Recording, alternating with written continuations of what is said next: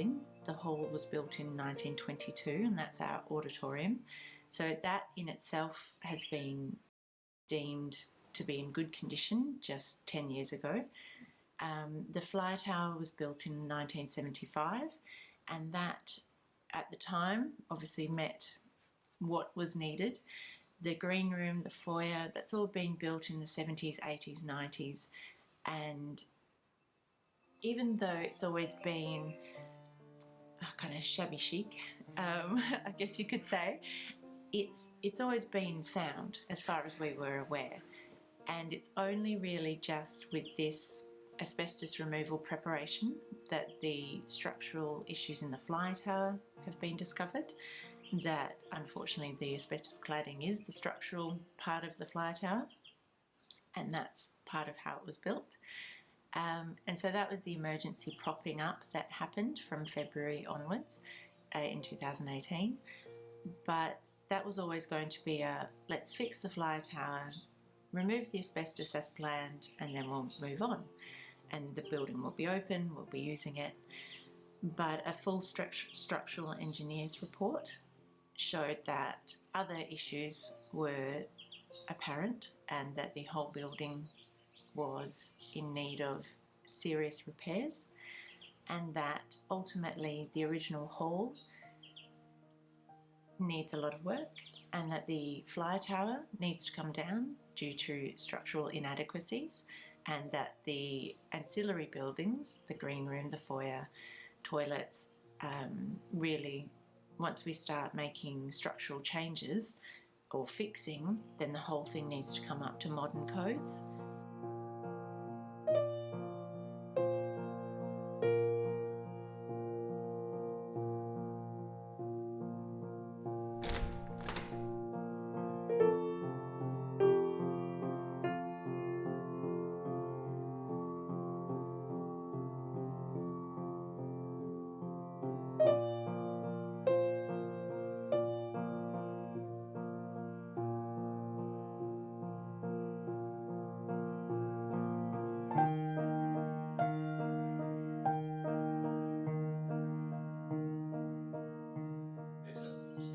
I've been with the Roleystone Theatre since 1997. I was a 17-year-old in Year 12, and I auditioned for Oklahoma back in 97, and that was my first experience of community theatre, and it shaped my life since that moment. It's been a really good 21 years since then. Well, I've been involved with Roleystone for 25 years. Oh my God, that's a quarter of a century. At the moment, I'm just a Concerned Life member, although there's nothing just about being a Concerned Life member. I've been on the committee for a number of years, eventually ended up being the vice president while Bree was president, and then when Bree decided she no longer wanted to be president, I became president for a couple of years.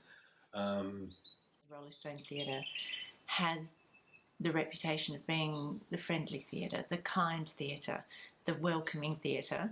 And so in a time where in the past people had a home theatre and that's where they did all their shows, and that's changed in the last decade, but people are still happy to call Roleystone Theatre their home theatre. And so we do have people come back, and we do still have that support. And I've performed or directed with most of the community theatre groups in Perth. But there isn't a community group like Roleystone.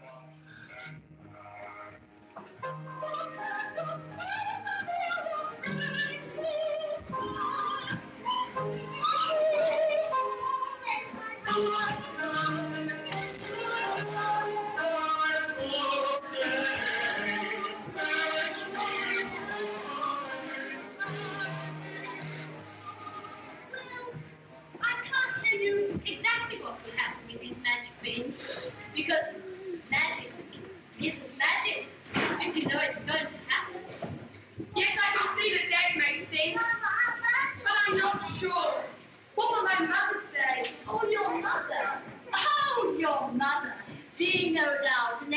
aesthetic charm, intelligence, and natural beauty will undoubtedly recognize that you have made a wise. Yay! How brilliant is this? Oh, all right then, I'll trade. Oh. Well, goodbye, my friend.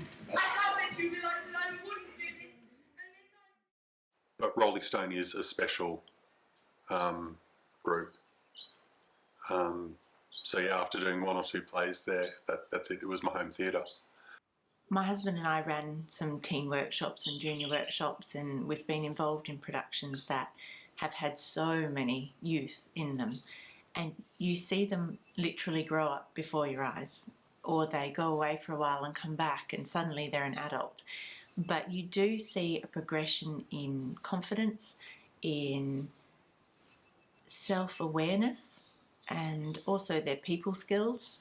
You also see a lot of development just in them as a person. And we've had so much feedback from people in recent months that the theatre has shaped them in such a way that they can't imagine who they would be without it.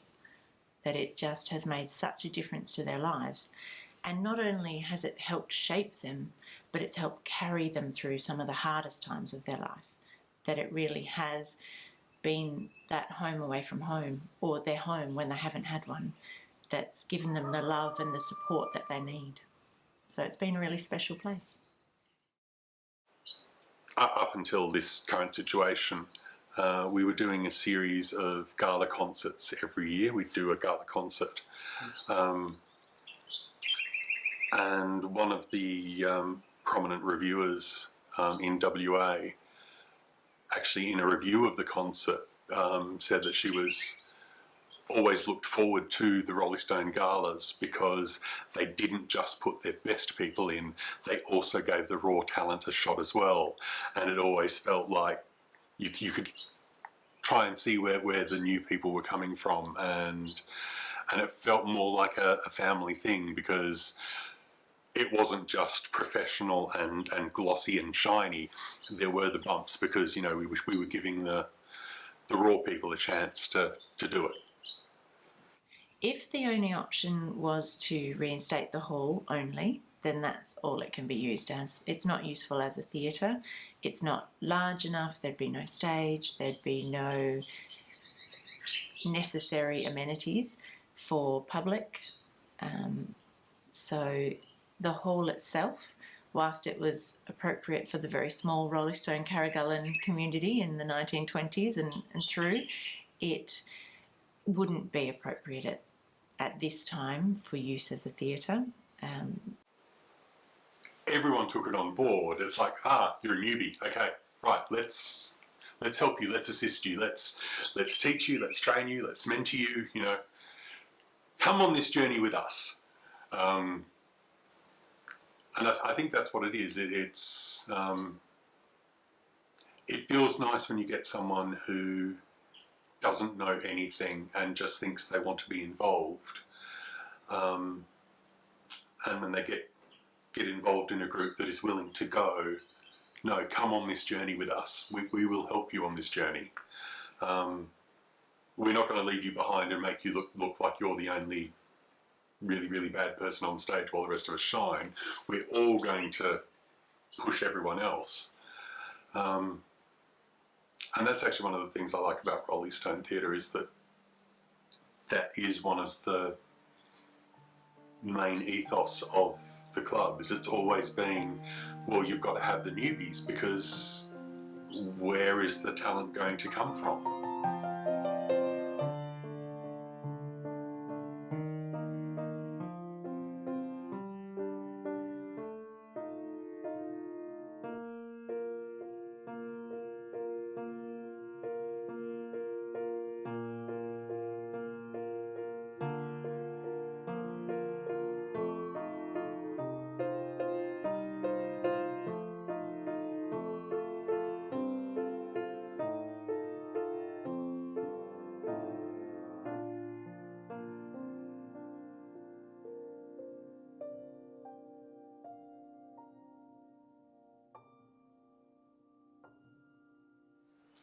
We need the support for arts in schools, which is,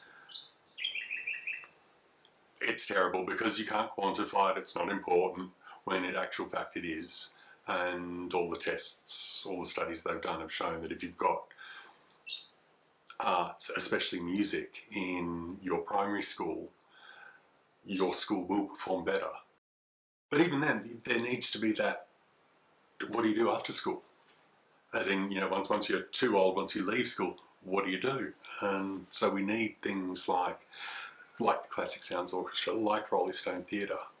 We have a long history of working with the City of Armadale in terms of the building, the theatre group support, looking back through so many years of minutes in the last month or so, and there's numerous messages of support from councillors in those council meeting minutes saying how valuable the Roleystone Theatre is, and as a group and a venue.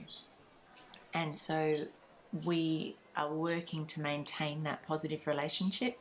We are working to do everything that City of Armadale is asking us to do, and we know that we have a strong relationship with them and that we hope to continue that into the future, and we are relying on the City of Armadale to help us survive and to help us and the community acknowledge how important the arts are to the very fabric of our community.